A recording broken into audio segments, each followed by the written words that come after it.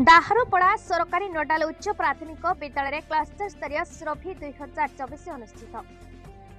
बरगड़ जिला अतापिरा block सिंहपाली cluster अंतर्गत सरकारी नोडाल उच्च प्राथमिक विद्यालय डाहरुपड़ा आज शुक्रवार क्लस्टर स्तरीय श्रफी 2024 कार्यक्रम महासमारोह सीआरसीसी श्री कृतार्थ चंद्र भोई प्रत्यक्ष तत्वावधान में प्रधान शिक्षक श्री दुर्योधन माझी सभापति अनुष्ठित हो जाए।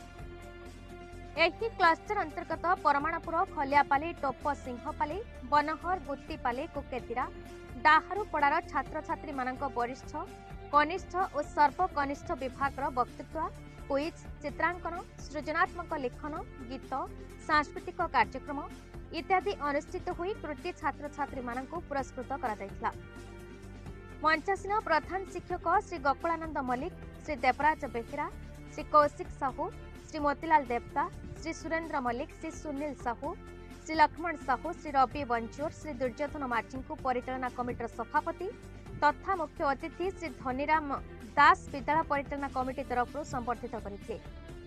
कार्यक्रम में सम्मानित अतिथि भाव में योगदान करते पहाड़ श्रीगड़ा सीआरसीसी श्री जयदेव नायक स्वागत भाषण तथा अतिथि परिचय प्रदान करते शिक्षक श्री सुभाष महानंद सभा परिचालना करते शिक्षक श्री ललित कुमार भोई।